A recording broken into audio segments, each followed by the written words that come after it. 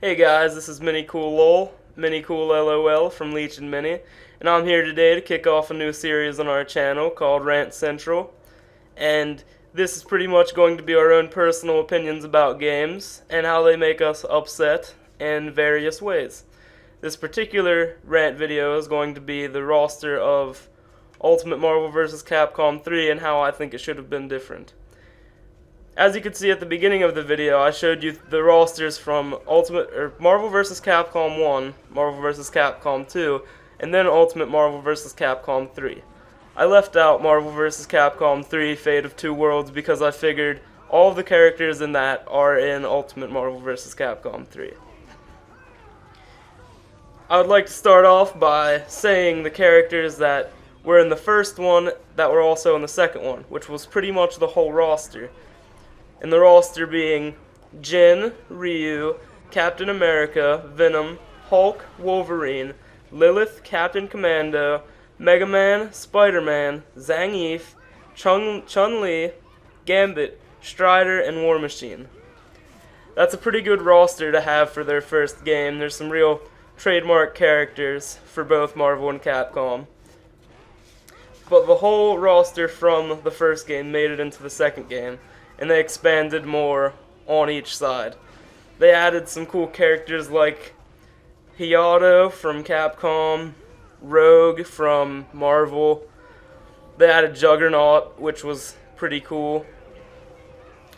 The characters that were also in 3 are Tron, Captain America, Hulk, Iron Man, Wolverine, Strider, Akuma, Ryu, Doctor Doom, Chun-Li, Felicia, Jill, Magneto, Storm, Sentinel, Shumagorath, and Spider-Man.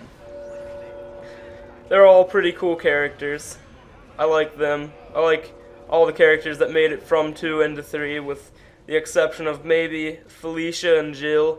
I don't think that you can really count Jill from the second one as being in the third one, because they're two completely different characters. The characters that made it from 1 through 3, so being in all 3 of the games, are Chun-Li, Captain America, Ryu, Strider, Wolverine, Hulk, and Spider-Man. So that's 3 from Capcom and 4 from Marvel, which they're all really trademark things from each series. Everyone knows Chun-Li, Ryu, everyone knows Wolverine and Hulk. That's no big deal. So, the big point of the video here, characters I would have liked to have seen in Ultimate Marvel vs. Capcom 3. From the Capcom side, I would have loved to have seen Nero from Devil May Cry 4, and I think he would have been a huge improvement over Trish. I like Trish, but if you're following the Devil May Cry theme, I think Nero should have totally been the character. Yeah, he might have been a lot of like Dante and like Virgil, but his Buster would have made him extremely unique, and I think he would have been a combo beast if he would have been in this game. Another character from Capcom I would have liked to have seen, Azura from Azura's Wrath. Kind of like a whole game worth of Akumas, but not really. Azura's awesome. If you've never seen any gameplay from Azura's Wrath, I suggest you look it up. He has 6 arms, and he has, essentially, if we're talking in respects to Ultimate Marvel vs. Capcom 3, he has pretty much a Devil Trigger mode. And that would have been really cool to see in the game. I think he would have been a combo beast as well. All these characters that I'm saying I think would have had amazing combos. I would have liked to have seen Azura over Sea Viper, because they put Sea Viper in to keep the Street Fighter thing going on, and I think Azura would have been much nicer.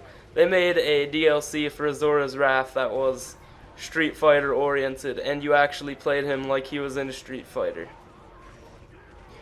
Third character that I would have liked to have seen on the Capcom side, and everyone else would have liked to have seen him, Mega Man.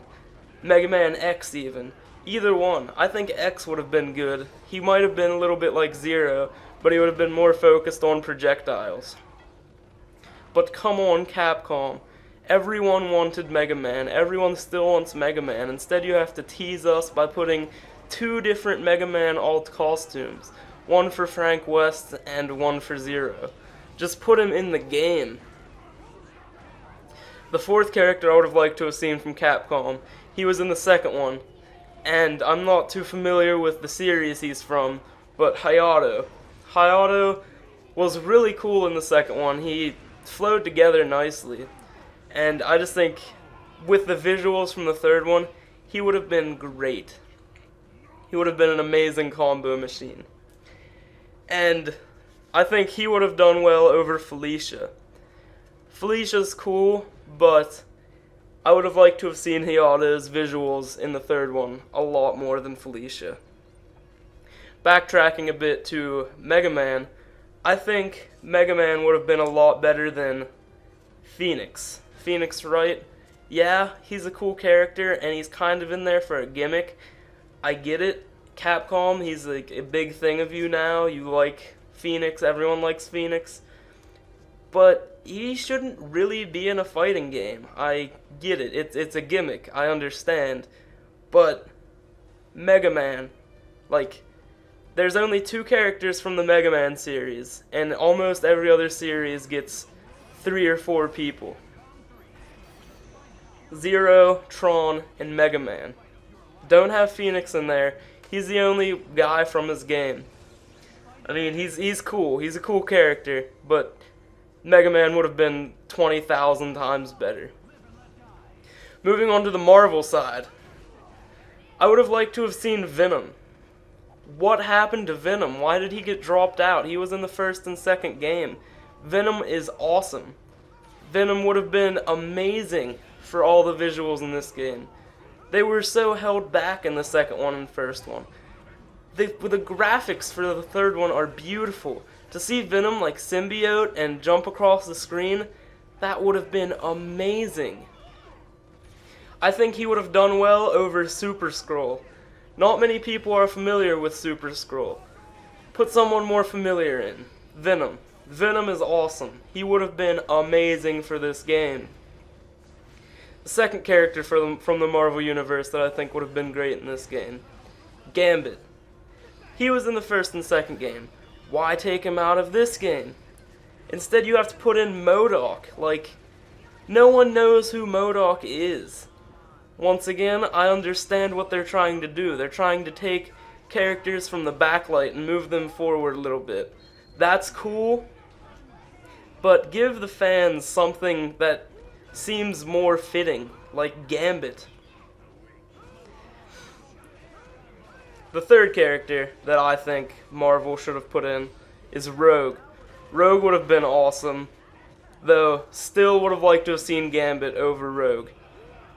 Gambit he would have been great in the graphic style of Ultimate Marvel Capcom 3. Just would have been beautiful.